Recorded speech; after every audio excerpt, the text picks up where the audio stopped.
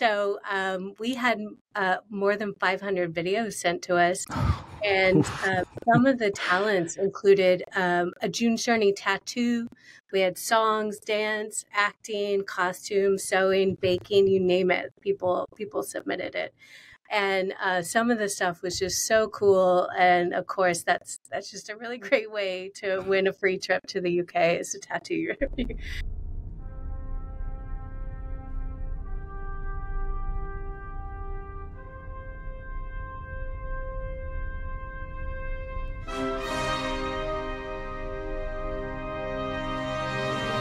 This is a no-bullshit gaming show where we talk about games and their revenue in great detail, powered by our ad monetization, game design, and user acquisition triple threat expertise.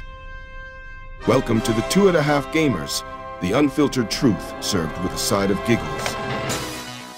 Let's not forget this is a 4 a.m. conference discussion vibe, so let's not take it too seriously. Tune in now and stay 2.5 steps ahead of the gaming industry. Hello everyone. It's 2.5 Gamers. My name is Matej Lancaric, and I'm your host for today. And today is again a very special episode because we have two special guests. So Ed from MediaBodies and April from Vuga. Guys, welcome to the podcast. Can you tell us a little bit about yourself, and then I'm going to introduce the topic for today. Let's start with April. Let's start with you. Tell us who are you and what's the small company based in Berlin that you're working for? Hi, I'm April, and I'm the lead community manager for Vuga. We're located in Berlin. We just celebrated our 15th year, and we are the makers of June's Journey, the #1 hidden object game in the world. So we have a lot to be proud of. Nice. Ed, how about yourself? Sure. I'm Ed. I am the founder of MediaBodies. It's an influencer marketing agency that I set up 12 years ago. We specialized in data-led user acquisition for mobile games predominantly, with influencers across YouTube, podcasts, but then also we do some great creative campaigns with the likes of April. And so, Nice. Thanks for having us on. Amazing. Yeah. So we're going to talk about a party to die for. So it's 5 episodes of real life murder mystery backed by influencers. So can you tell us a little bit more about what is this? Because it sounds like a lot of fun. A Party to Die For is the name of a video series we created to celebrate the 6th anniversary of June's Journey. Although we did have influencers supporting, we wanted to make our players the stars and the influencers. We saw this as an opportunity to thank our players for the 6 years of passionate community and dedication that they've provided us. And we wanted to spotlight some of our biggest fans, and we wanted to share that with everyone as a gift, as a way to say, we love all that you bring to the table and how influential you are in the game, and this mystery that you get to solve with us is thank you for that. As I just pull it out on YouTube just so we have some visuals as well. So, because it's amazing. I was really hooked when we started discussing this. It's really, really cool. So, Ed, can you also tell us a little bit more from your end, how did this came together from your end? But firstly, it was April and the Wugas who came up with the whole concept and this amazing idea of bringing June's Journey to life and creating a situation that that the 12 contestants that were selected could enjoy, but then also something that would be enjoyed by the whole global community. We were sort of brought on board for a couple of different reasons. One, we worked with Wuga for a long time, specifically on June's Journey, and the team over here just genuinely play the game a lot and are sort of massive advocates and know the game, and that was, I think a part of why we had the opportunity to work with these guys. And we were to work alongside their production team and then also sort of research and logistics. And so, it's a big task to organize 12 people from around the world, their partners, all the various visas, the location. There's so many little details that go into it. Some that you can sort of foresee, and quite a few others that become apparent, a little bit deeper into the journey. But overall, we loved the experience, and it was great to do with these guys. Well, devil is in the details. Can you share a little bit more about the details? I mean, how many people worked on this? Because this, it's not a small action, as you said. So internally, we had just a small team of people working on it. We had a creative director. I was managing the social media side of things. And then we had a writer, as well as, people that would support and assist and align with CRM and other departments. So it was a big project and a relatively small team and a relatively tight timeline for us. But because we were all very passionate about the idea, we really, really pulled together and, of course, with the support of MediaBodies, could make it happen. But we knew that this was more than we could do internally, which most of our past productions are all done internally. But this was too big, so we pulled in MediaBodies, and they really stepped in, helping us manage the logistics and production, especially because we're located in Berlin and we wanted to film in the UK, and that sets up already a few problems for us to do, sourcing local people to hold cameras and microphones and so forth. Yeah, absolutely. And then from our side, we had sort of a team of researchers. So step by step, there was various sort of phases that came through the project. Initially, it's such a sort of grand idea. And if you look here, so even on the video that's on screen, you can see aesthetically, if you've played June's Journey, the beautiful sort of, imagery that's used throughout. And that's something that, obviously is sort of the players immediately associate is the aesthetics of the 1920s. So even just trying to come up with a decision on, do we find a property which we then dress and then have someone externally build sort of relevant props and that sort of stuff, or do we try and find a huge estate that's going to allow 40 people in it with over £1 million worth of camera equipment to use without damaging these sort of beautiful pieces of artwork sort of dotted around this grand estate. No answer was without its complexities. So we opted and to go for a place called Broughton Hall, which is sort of referenced throughout. And to be honest, it's sort of tailor made. It was so beautiful inside, with all these sort of grand old pictures and these beautiful sort of marble statues, and had all these different rooms which lent itself to this sort of like Cluedo. Was it in the kitchen? Was it in the library? All these really cool, different spaces. And then from our side, so that was just the research piece, and then there was the production element. And Woog have an amazing production their side. With a guy over there called DeBolo in particular, who sort of really stepped up and guided and made sure everything was delivered as was sort of desired by April and the core team and Zach, the writer. So total number of people, depending at what phase, but it's got to be sort of over sort of 30 people, probably in total by the time you take the Woogers, then you take the various cameramen, editors, and you take the full-time sort of MediaBodies team. So big production for sure. Yeah, we talk about the phases. So I guess, can you walk us through the phases as well? And I guess the first initial phase, the first even pre-phase, like where is this idea coming from? Like bringing everybody or the players into UK? Why UK? We started with internally. We have a belief in our brand. We really focus on storytelling throughout each aspect of our marketing and in-game. We think that this is the thing that defines Wooga games as unique and special. So throughout everything we do, we always want to tell a good story.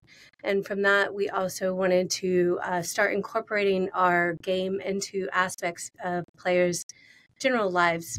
So we want to get, it's not just on the phone, it's, maybe a part of your day. Maybe it's where you have friends, maybe it's where you know people. This takes place online, but also we want to explore taking this to real life.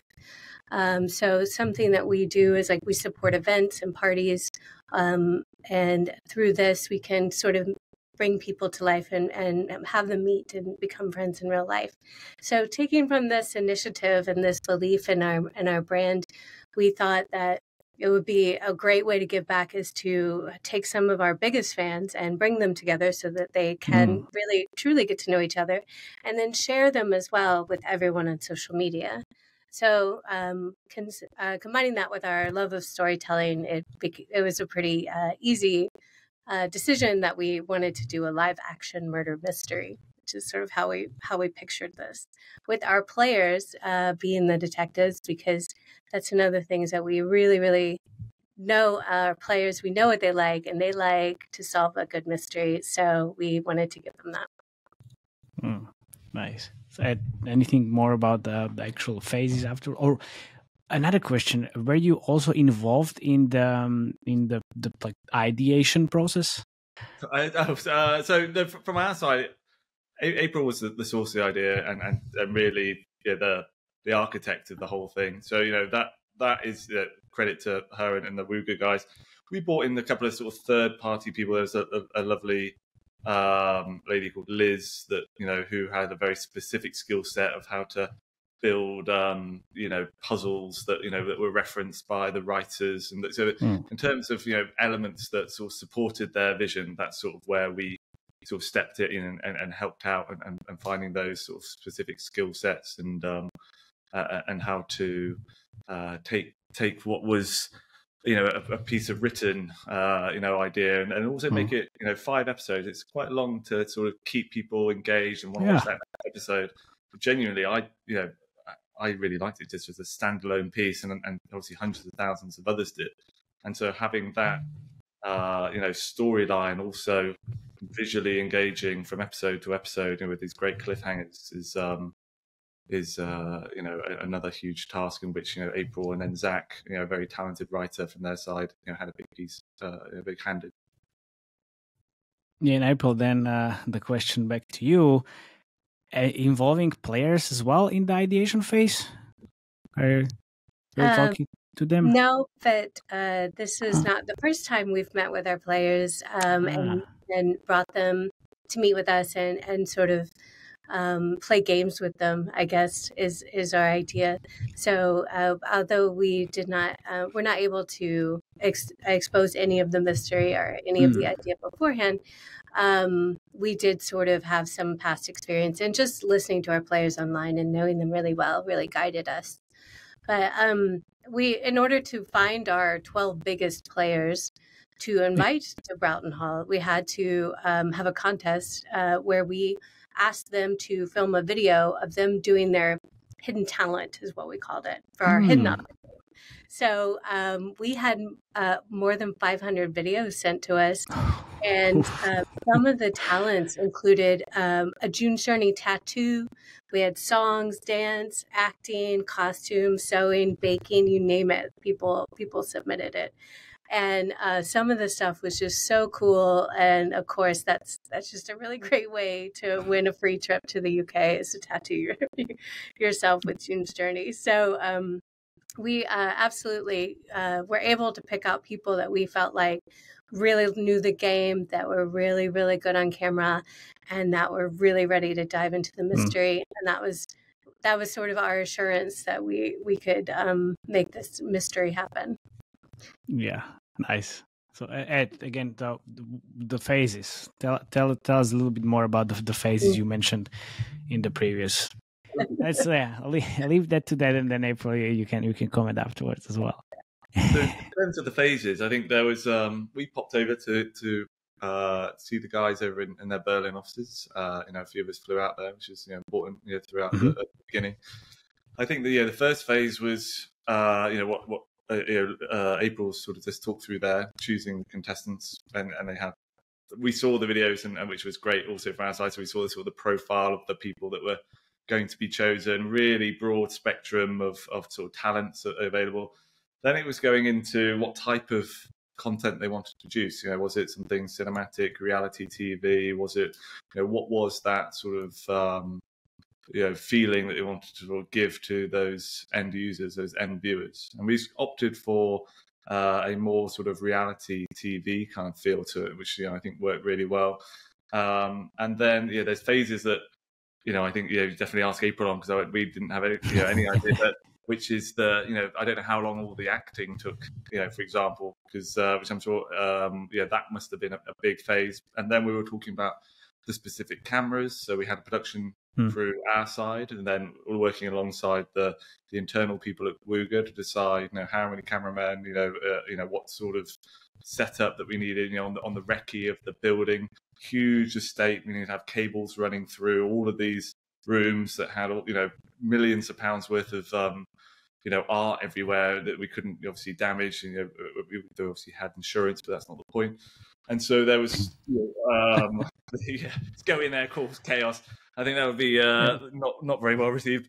But so I think from our stage, the phases were contestants, the acting side, which we didn't know what standard it would be, but obviously you can see it's amazing from the videos, the production, and working out what the right tone was, and stylistically the setup, and the crew size, and all the logistics around the internet, having to work with bringing in the sort of Starlink, Elon Musk's thing, is and have that sort of set up on site. There was lots, and then costumes. We organised the costumes, and that was just organising 12 people's costumes in multiple changes. That's hot when you're filming. There's lots of lights in the room. So many considerations. But in terms of phases, the selection of the contents, the acting, the production side, and then all the sort of minor details in between, but important details.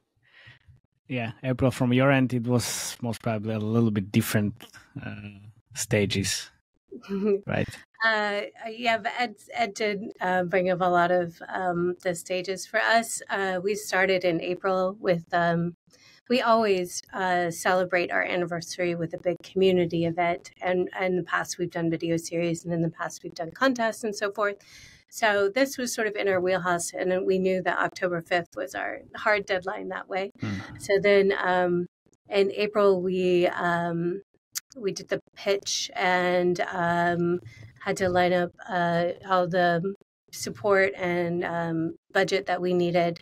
And then from there, we started to reach out to different agencies. And obviously, we chose well with Ed, as they knew our brand, they know our players, and they were absolutely on hand to help make this crazy idea happen.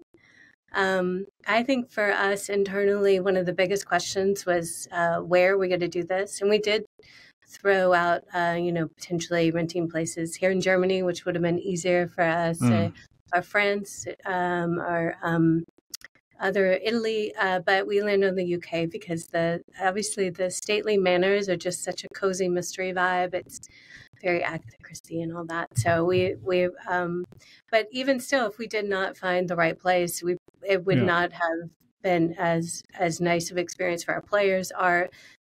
So easy for us to tell a story in there. But once we found Broughton Hall, we knew that we could actually pull this off. It wasn't until then that we weren't 100% sure. But then we had to write the story, which was for us a huge chunk of the time. Zach, our writer, really did something I think I've never seen it done before, because our actors were, they didn't have lines. It was entirely improvised. Our players could ask anything they wanted. So each person had a pretty complete backstory. They had secret motivations. They had, of course, in a mystery, they had things they didn't want to reveal, but had to reveal in some way. And then they all had relationships with each other that affected if someone was in the room with them. So this whole matrix of story also had to be written out in the puzzles that the players would solve. So the mystery would play out in both an interview with the characters or in like a puzzle they had to solve. Like, how do I get into this box? Like, where is this character going? Like these little things. And that's where Ed and Liz Cable were such a huge help. Like, we had a few puzzles that were just in a book. You had to read the book and figure out an anagram or something like that. Or some were just custom made, giant, beautiful puzzle pieces that the players had to break into. And some of them were so beautiful and impressive. That was one of the coolest parts. But that had to align with the story. So it was a lot of back and forth, a lot of, like limitations of what kind of puzzles we could include. Like, we're in the 1920s, so we can't have, a digital clock or things like so everything had to be a little old school, everything was with keys and so forth. So, and then it had to make sense. We couldn't just throw a puzzle in there without having a story. So it is very much like in our game where we have puzzles after each chapter, and in that puzzle, the player has to do. They're all different. You have to do a small task. You have to figure out how to do it, and then you can move on. But so it was kind of like that, where everything had to line up. So that was for us. That was the big triumph and the big feat, to have all of these different storylines, and because that was the other thing with 12 players, you have. It's a lot to manage and keeping them engaged. So we wanted to break them up, which means that we needed 3 paths of the story, and we needed those stories to interconnect at the end. But we didn't want it so that the players could reveal too much in the beginning and spoil the whole thing. So we had to keep things pretty tight in the story and hidden away until, because they were talking constantly. They were sharing throughout. All of the dirty details, everything they uncovered, they were like, look at this. So we had to make sure that no one could figure it out until the last minute. And then it was only after they all had all the information at the very end and shared it that they could solve the mystery. That was that was probably, in my mind, the biggest chunk of our time was spent trying to figure that out. Yeah. So you said started in April. And October was the anniversary. We filmed in September, and then we had 1 month of editing. Yeah, so 7 months. Yeah. Okay, and how long did it take to actually film the whole thing? Like, how long have you been in the dimension? We were only filming for 2 days. So we knew that we didn't want our players to get too stressed out. We wanted to give them enough downtime. Everyone can relax. They're on vacation, So we sort of like scheduled out a pretty elaborate, intensive schedule of what scene would be happening in what room, and then with the 3 concurrent storylines interweaving. So, at like 1:30, I had to bring my team into the green room. Then that team should have already left. So there was no, conflicting storylines happening.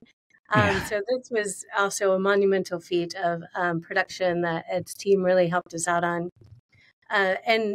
So we would film, I think the plan was we didn't want to wear them out. So we tried to keep the filming as short as possible with a lot of breaks in between. So we brought them into Broughton Hall to meet Sir Charles, the Lord of the Manor, on Tuesday, and then like Wednesday we had the mystery solved. So they're very good detectives. They solved it pretty fast. Nice. Okay, and when did you film this? In summer, I guess, because the weather was quite nice. Yeah, it was September. Okay, nice. In September. So you did everything in September, and then like the one leave so much room for like post-production. I mean, it's quite tight. It's quite tight. Yeah, that's one reason we were happy to have our editor Alex on set. But particularly with something like this, we did not we had an outline of what we needed to achieve in each scene, but we did not know what the players were going to say or do. And sometimes they they did the opposite of what we thought they were going to do. So, we just could not anticipate 100% what was going to happen. We knew what we needed to tell the story, but they gave us so much more. Like, they were so fun and engaged. And we could have had hundreds of shows with all of their funny comments and crazy conclusions, and they really got into it. So it was really helpful to have him on set, watching it all go down, to be like marking down, yeah, I need this, and his sort of intuitive way of knowing what he wanted to present. Particularly when it comes to this sort of reality show filming, it's a little challenging to tell a story just based on the comments and everything. So he was a big help with that. All right, yeah, that's pretty amazing. Also, you're talking about the whole anniversary kind of activity here. What were the objectives for you guys besides bringing the players in and celebrate the anniversary?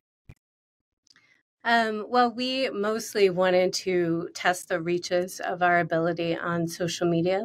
How can we, what kind of reach and engagement can we go for when we have a sort of high production value, community driven content? We really feel like this is, it's not just an ad, it's a piece of something that people would naturally want to get into if they were into mysteries and 1920s and everything like that. So we were really pushing the boundaries because we believe that this could be the future of marketing, is to do content-driven stuff that would inspire people to play your game in a less pushy or advertising kind of way. Okay, so and this is on YouTube. So you said social media, or have you shared this across how many and which networks? Our main channel is Facebook. So obviously, we post it on Facebook, Instagram, and YouTube. Okay, nice. Any short form content for TikTok? No, we have not found a lot of success on TikTok. Okay. Our player base is slightly out of the way, and I know that TikTok is skewing older, but we just have not found our audiences there at this time. Yeah. So we do Instagram Reels and YouTube Shorts, and we have some success there with our current audience. So for this, we would post one episode every other day. In between, we would do a reel that was either a preview of what's coming or a look back at the episode to remind them. And on top of that, each episode concluded with a question that we would pose in the post itself. So, players could participate with each post in order to win a prize or share their guesses. And the guesses were really all over the place. So it was a really fun time. There was so much engagement, and the reach was really is more than we estimated. I think it's a testament to how good storytelling can go over on social media, and even the longer episodes that we had, we were really happy with how people engaged with them, and really quite pleased with the reach that we got. Yeah, so this is what we're looking at, 25 minutes long episode, but the others are 7, 11, 15, 17 minutes long. Have you found any differences in terms of if the episode is longer, then you think the engagement is lower, or the other way around? Yeah, I think the longer episodes do suffer a bit, and it was not our intention to have it be that long, but with the time constraints, it's quite difficult to write a mystery in just a few minutes, because you have to have red herrings, you have to have a number of characters. Otherwise, you solve the mystery immediately. So the nature of it is just going to be a bit longer. Also, because we had an outline of what we wanted to achieve in each video, but not the actual footage until we were editing. Some of the videos were longer than what we wanted. But I think so the third video was pretty long. It's also my favorite, though, because I think it's got I wanted more, and I think that people that were into it, they also wanted more. So we might have lost some of the more casual viewers, but for those that were interested, they were all in. Nice. Yeah, you mentioned this engagement and views, and I see like first episodes and even this one is like 1,200,000 and more views. Is that all organic or is it also like UA? We did spend a small amount. I mean, I can't give exact numbers, but That's okay. Don't worry. It's not that much. Okay. I'll start. We did spend a small amount of money to paid promote. We targeted, though, mostly our current and engaged players that are linked to the app. And so the impressions that we saw and the reach that we saw greatly exceeded that. And we even saw a large number of players being re-engaged through this. So maybe the algorithm picked up, former players and stuff like this, but we were able to reach people that we were not targeting, and it ended up pretty well because re-engagement is always a bit of a mystery sometimes, and we felt like this sort of approach really worked well for that. We also had things installed in the video series to drive people to the game. So it's a little bit different than we had that people saw the video and then just wanted to play.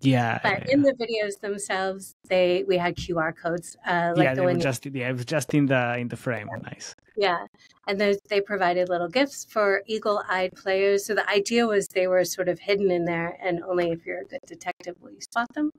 Nice. So that people really enjoyed that. And once word got out, they were definitely combing through the videos for clues and QR codes. Nice. Yeah, I mean, I can imagine. I can even imagine using these videos in Google Ads campaigns, because from what I saw in terms of the UA, long form videos work quite well, and this is definitely something your audience likes, because I saw a lot of positive comments in the comment section. So what was the overall feedback? More, I think, was the overall feedback. They want more of this. They and I mean, I'd love to be able to give it to them. And in fact, we are going to try to do something similar. More, our 7th anniversary is starting pretty soon, so we hope to provide them with more mysteries to solve and more player engagement online, and with shady characters and puzzles and so forth. So we also want more, and we'll see if we can make it happen again. Nice. Okay. I mean, all like the comments in the YouTube sections, everybody loved it. Basically, everybody loved it. In terms of the 7th anniversary, any drama? Can you tease anything, or like players can look forward? We I don't I don't know how to do it without spoiling. Okay. I can say this. So in the 6th anniversary, all of the actors that you see in the video series are Woogas. So they all work on the game that the players that were there loved. And they also happen to be amazing actors as well, because they are phenomenal. Nice. So we just today started having internal auditions again for more Wooga actors. So hopefully you might see some familiar faces or brand new faces, but it will still be everyone you see in the video series will be creator of June's Journey. Nice. I mean, this is great. I mean, I guess I'm trying still, like, think I wrap my head around the measurement and everything, but this is way different from any UA channels you are running. I mean, not way different, but I know I work with your team on the UA side, and like you run like all like TVs and podcasts and the like traditional UA, and this is definitely not traditional UA. So it's great to see these things happen. I hope to be able to do this again because for me, we just want to share with our players this unbelievable experience. And it's funny, when we called some of them to let them know they won, they kind of didn't believe it. Like, it seemed too good to be true. Some of them said they didn't believe it till they had the tickets in their hands. Because we had players coming from Indonesia and Australia and South Africa and like all over. And though the one thing that really made this magic for me was to see them getting together, and like, it doesn't matter who they are, where they're from, like we all love a good mystery, and just really diving in. As soon as they started, like they walked in and we had this first scene where we introduced everybody. Yeah. And then we had to walk into a room with them, and there was the whole cast there. There was Sir Charles and his wife and like the butlers, and everybody was in this beautiful room. And I knew what was going to happen, and I got chilled. Like, I just could not believe how cool this was. And like, to see their faces, it took a minute, but then they definitely dived in, because it's sort of unreal, this whole experience. But from each of them, I mean, we're all still in a chat together. Like, we're all still like supporting each other, and they're all still playing the game. And I think it's just been a really, really wonderful way to say thank you, and then also to share their enthusiasm with everyone else, and to let everyone else admire their, detective skills was really, really beneficial. Nice. Ed, are you doing these type of activities often, or was this like first or one-time thing for you guys at MediaBodies? We've got a creative team, at MediaBodies that work across gaming. So the first ever sort of big gaming thing that we did at like a third-party location, we launched Doom, the game, going back about 10 years. We had a warehouse in Hackney, and there was like 100 computers set up. There was like 50 influencers, footballers turned up. So I think this one was the most complex for sure. And the 12 different nationalities, the extent of like a complex storyline, having to make that come across in a way that was as entertaining as it turned out, which is amazing. A really great series. And so what we're big advocates of, we're a very performance-led business, overall, but but it does get slept on, as they say, that the power of community content as a performance initiative for mobile gaming companies, because ultimately, the users, and especially those high value users that love the game the most, they want to sort of get deeper into a game's lore. A game like June's Journey, which has such fantastic storytelling as its core. They want to sort of get deeper and more emotionally involved. And so the more you can give them to support that, the more LTVs, retention, those sort of metrics that are less hard to sort of quantify on a global scale when the game is as big as June's Journey.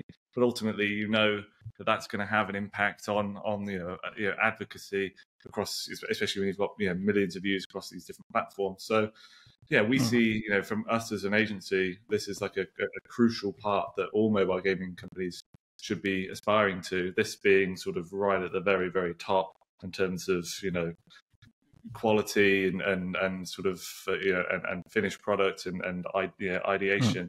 But it can be done with some clients of ours, budgets where it's just we started working on ideas with Wooger on a chocolatier making a chocolate cake of June, and we've done all these other smaller sort of community content pieces, and that's typically what we do quite a lot with various clients.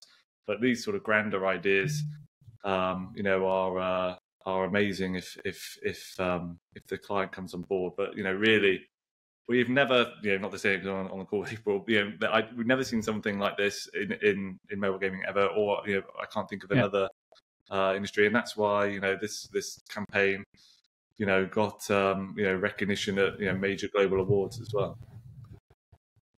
Yeah, because I wanted to add also, I mean, it's not very easy to do these things when you're a small company, right? So you need to have, you don't need to say anything about the budgets, but I think it wasn't really cheap production. So if you are thinking about small to mid-sized company, it can be quite challenging to do these things. But then, as you said, that I guess it can go, and you can do a little bit smaller things here and there just to engage the community. Now, April, sorry. I was just going to comment. I agree that this was a big project and a big budget and all that stuff, but we do a lot of things that cost almost nothing. Like, I think good ideas are good ideas. And we were so lucky to be able to have 12 players, but in the past we brought over 5 players, just smaller things that are easier to manage. But I think a good idea doesn't necessarily need the budget. I hope that you can always sort of get your idea out there without having to be too limited. Yeah, I think that's a very nice way how we can finish. Any last comments towards players, game developers, or anyone or listeners? April. I just I'm so grateful for my chance here at Wooga to do something that I felt was genuinely not only a creative and fun project, but something that really impacted people, something that really gave back and really showed that we cared and we were in touch and we knew what they wanted and we wanted to give that to them. So I'm really grateful for the opportunity to do it, and can't wait to do it again. Nice. Ed, anything on your end? No, likewise. As April said, we're very grateful for the vision that those guys had and to be brought on board with it. I think it's sort of set the benchmark for the industry. We had a lot of, I think a lot of people were aware of it, especially in the mobile gaming space. I think every company sort of looks at it as like, wow, sort of, look what these guys have done, and to be sort of associated with that is obviously great for us as a company. So we're always going to be eternally grateful for the trust they gave us. And I think more power to sort of the community content side, because as April said, it doesn't have to be large spends. A good idea is a good idea. And April, and she has a couple of Rodrigo and Dario, a couple of colleagues of hers that if you go on their YouTube channel, you'll see them appear in content that's loved by their audience as well. So it's just having that real nice mix and understanding that your players do love the game, but also occasionally breaking that fourth wall and or creating something for them is so well received. So I think that will be my final comment. Nice. Thank you very much for coming, guys. April, thanks Ed, and also the listeners. Thank you very much for listening as well. Please, if you have any comments, please share them on the YouTube or in our Slack channel. And see you next time. Thank you very much. Cheers.